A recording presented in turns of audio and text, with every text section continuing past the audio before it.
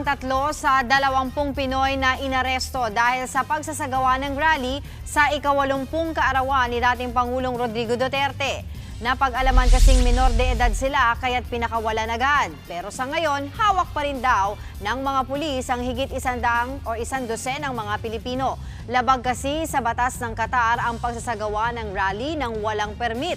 Paglilinaw naman ng GFA, hindi embahada ng Pilipinas ang nagpaaresto sa mga Pinoy sa pro-Duterte rally. Wala naman daw kapangyarihan ng Philippine Embassy sa Qatar para gawin ito. Handa raw ang pamahalaan na magbigay ng legal assistance oras na sampahan ng reklamo ang mga Pinoy.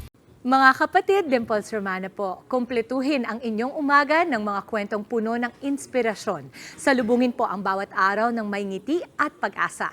Kaya't mag-subscribe na po at mag-follow na sa aming social media pages ng News 5.